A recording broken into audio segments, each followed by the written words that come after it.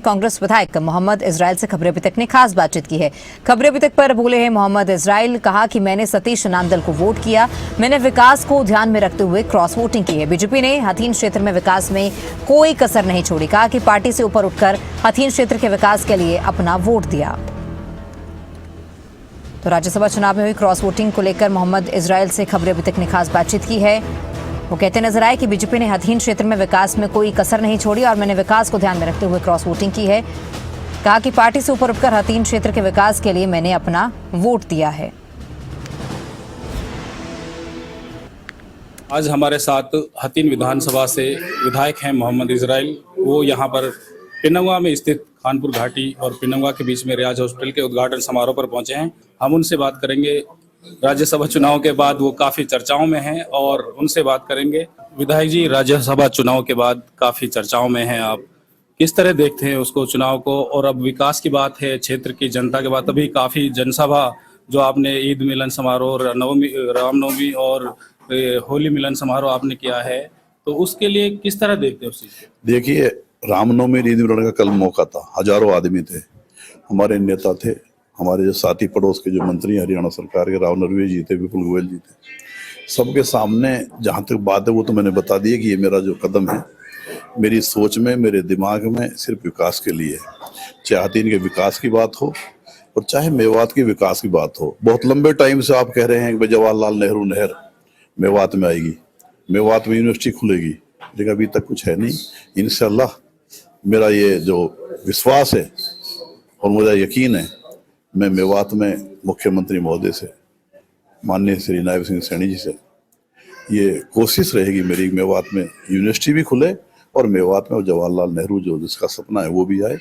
ऐसे सारे काम जो मेवात के हैं, नल्लड़ जो बहुत लंबे टाइम में, या नल्लड़ काफ़ी लंबे टाइम से अस्पताल नल्लड़ कॉलेज बना है, लेकिन आज उसकी देख रेख नहीं हो रही। हम चारों एमएलए ने वहाँ धरना भी दिया था, लेकिन अभी तक उस पर कोई गौर नहीं हुई। तो ये जो फिक्र है मेरा, ये सिर्फ मेरा फिक्र है, और मेरा फिक्र जो है अल्लाह चाहे तो इंशाल्लाह ये पूरा होगा। मेवात के विकास के लिए, हथीन के विकास के लिए, अपने बच्चों के लिए मैंने ये जो अपना फैसला लिया है, मैंने अपने सही तरफ से फैसला लिया है और इंशाल्लाह सारी कामयाबी मिलेगी। हथीन में विकास भी होगा और हथीन के साथ साथ मेवात में भी विकास होगा, उसके लिए भी मैं पक्षधर हूँ। तो आपने जो ये फैसला लिया था, ये माना जाए कि मेवात की जनता और हथीन क्षेत्र के लोगों की सहमति से और उसके विकास के लिए था?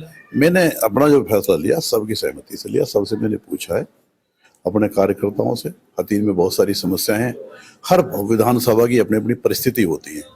हथीन की परिस्थिति अलग है, नूह की अलग है, फिरोजपुर की अलग है और पुन्हाना की परिस्थिति अलग है। तो इसके बाद अब किस तरह का बदलाव? हथीन की परिस्थितियों को देख के मैंने फैसला लिया है और यकीन के साथ लिया है। 80,000 जो मेरे मतदाता थे, एक एक आदमी मेरे साथ अपने फैसले में कल हाथ उठा के इस फैसले का समर्थन किया और इस फैसले के समर्थन से मुझ में ताकत आई है और मैं हथीन के लिए भरपूर प्रयास करके विकास कराऊंगा। और जो अधूरे पड़े काम है, ऐसे हथीन में काम है। 10,000 एकड़ जमीन में आज भी मठेपुर छाएसा मंडकोला के आसपास की जो जमीन है, 10,000 एकड़ में लगभग पिछले 15 साल से पानी खड़ा है।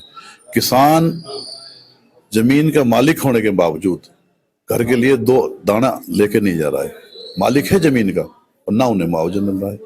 इस बार मैंने जब विधानसभा में पहुंचने के बाद आवाज उठाई, सबसे पहले विधानसभा मेरी यही आवाज थी और आवाज उठाने से इतना हुआ है, माननीय अपने नायब सिंह सैनी जी ने, मुख्यमंत्री जी ने उस पर ध्यान दिया और लगभग 78 करोड़ का एस्टीमेट एक और 120 करोड़ का एस्टीमेट एक पास कराया और फिलहाल लगभग 1 दर्जन गांवों से खेतों के पानी से पानी भी निकलवाया। तो अब माना जाए कि हथीन विधानसभा क्षेत्र का जो पिछड़ापन था वो अब दूर होगा? हाँ, इंशाल्लाह दूर होगा, लाजमी दूर होगा। और जब अगर लाजमी हम ये दूर नहीं कर सकते तो सिर्फ हमने एक वोट दिया ना, और ना हमने पार्टी ज्वाइन करी है, ना हमने कोई वोट क्रॉसिंग। तो देखो, आप बार बार पूछते पहले होती रही, कहाँ ना हुई। स्याही कांड हुआ था, 12-13 एमएलए ने किया था, पीछे दो ने किया था। और मैं एक बात और बता देना चाहता हूँ, हमारे कई साथी लिख रहे हैं, मैं बोलना नहीं चाहता, बार बार पूछ रहे हैं। हमारे सन 82 में इसराइल साहब बैठे हैं, मास्टर मेरे पिता के पगड़ी पलटा यार थे। सन 82 में एमएलए बने थे और जनता पार्टी पे बने थे और चौधरी देवीलाल जी ने रिक्वेस्ट भी करी थी मेरे साथ समर्थन। तो इन्हें याद होगा जरूर, उस वक्त भी मास्टर जमत ने चौधरी देवीलाल जी को छोड़ के भजन लाल जी का साथ देकर उनकी सरकार बनाई थी।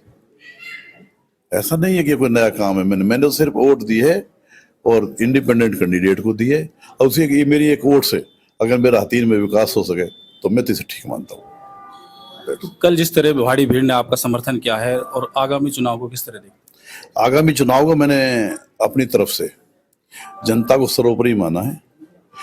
इसी जनता ने जब 2009 में मेरे वालिद साहब मरहूम जलेब खां जी को जब कांग्रेस पार्टी ने टिकट नहीं दिया था, और टिकट ना दे करके जनता ने अपना टिकट दिया और अपना टिकट देकर के विधानसभा में भेजने का काम किया।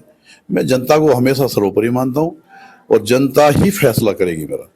और मेरा जो अब 4 साल का जो टाइम है, अगर मैं जनता के लिए कुछ करा सकूंगा, विकास कर सकूंगा, तो मैंने ये कहा है, अगर आपके काम हो, विकास हो, आपका मान सम्मान मिले और फिर भी आप सर्वोपरि जो कहेंगे, जनता जो कहेगी मैं वो करूंगा।